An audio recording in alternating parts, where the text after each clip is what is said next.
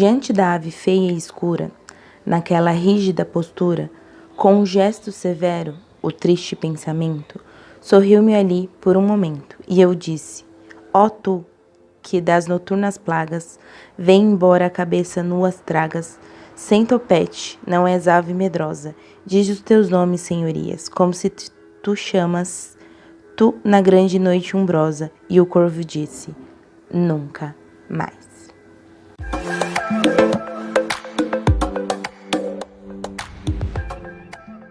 Olá, amantes da leitura, meu nome é Jéssica, esse aqui é meu canal Escrita Bena, e hoje nós vamos finalmente falar aí de um livro que eu estou lendo há um certo tempo e a gente não tá conseguindo engrenar muito bem, mas essa é uma outra história.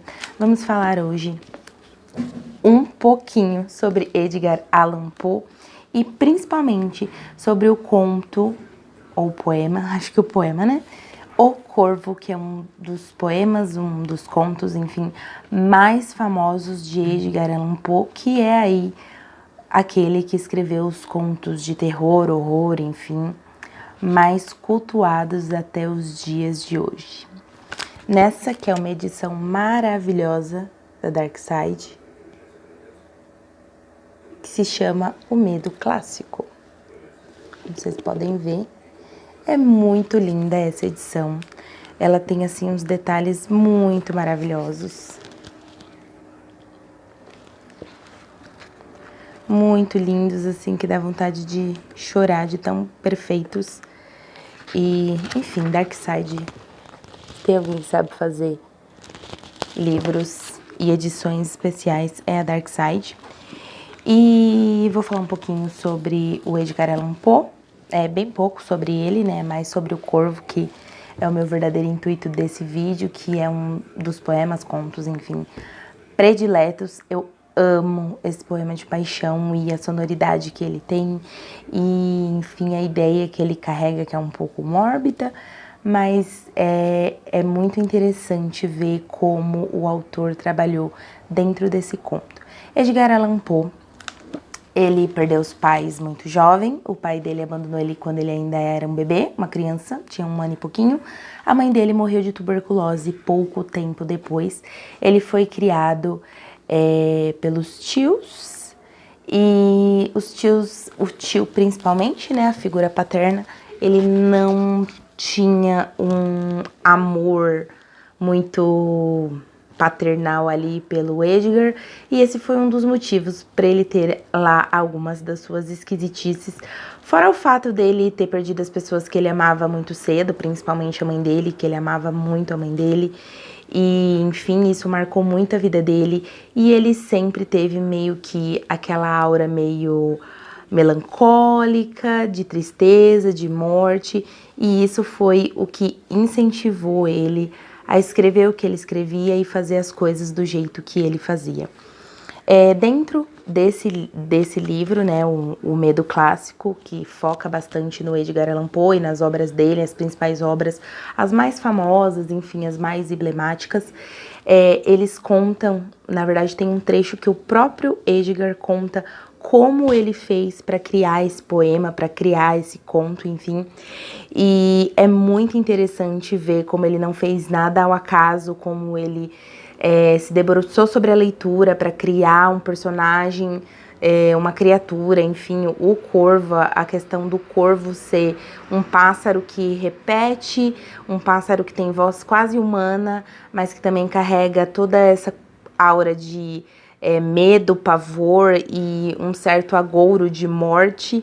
E é muito interessante ver como o Edgar conseguiu construir o conto em cima disso tudo que ele queria, e não foi nada ao acaso. Então fica a dica aí, não é, escritores? Nada é ao acaso, a gente estuda pra caramba pra fazer as coisas que a gente faz.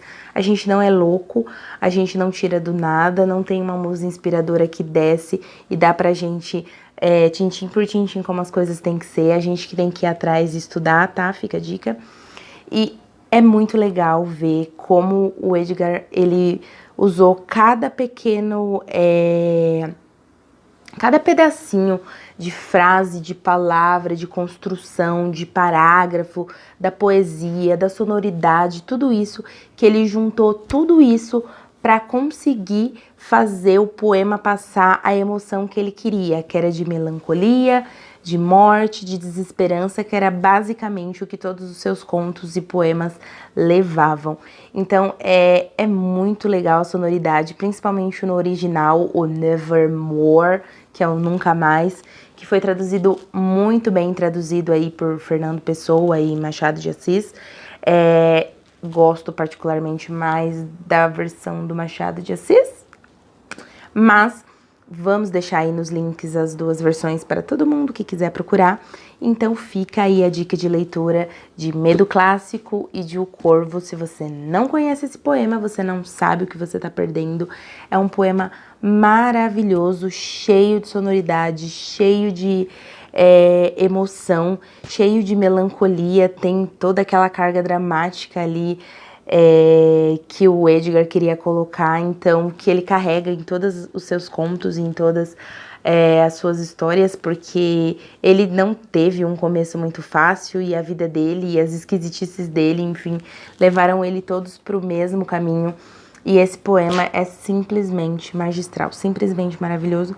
E eu vou aqui ler mais um trechinho pra vocês, porque pensa num poema bom pra caramba. Eu vou ler a versão que eu gosto mais, que é do Machado de Assis.